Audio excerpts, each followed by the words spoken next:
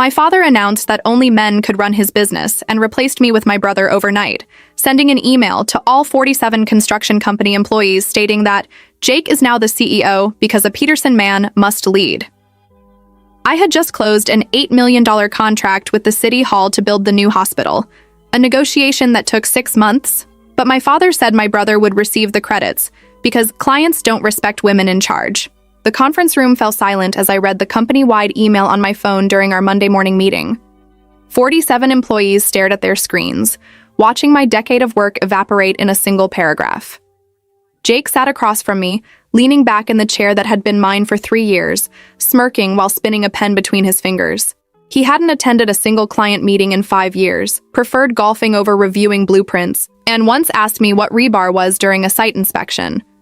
My father stood at the head of the table, arms crossed, waiting for my reaction like this was some test of feminine composure.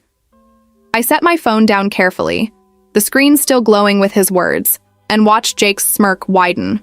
He thought he'd won. Around the table, senior project managers avoided eye contact. Tom Harrison, who'd worked alongside me on the hospital bid, stared at his coffee cup.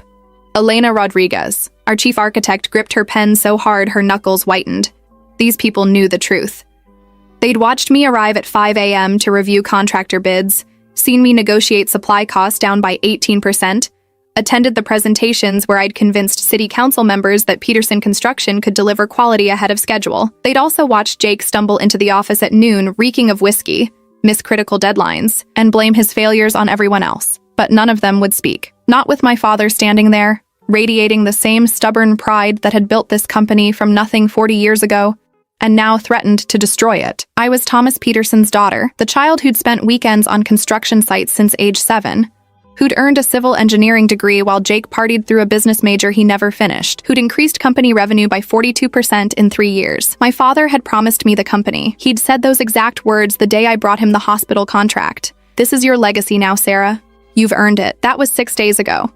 Then he'd had dinner with his brother Marcus, my uncle who still thought women belonged in kitchens. And everything changed. The email arrived Sunday night. No phone call, no conversation, just cold corporate language stripping away my title, my authority, my future. Jake cleared his throat, breaking the silence. "So, Sarah, since you're now senior project manager again," he paused, savoring the demotion, "I'll need you to walk me through all active contracts. Start with that hospital thing you were working on, that hospital thing. The project that would cement Peterson Construction as the premier builder in the state. The contract I'd structured with performance incentives that would bring in an additional $2 million if we finished early. The deal that required navigating environmental regulations, union negotiations, and 3 city departments.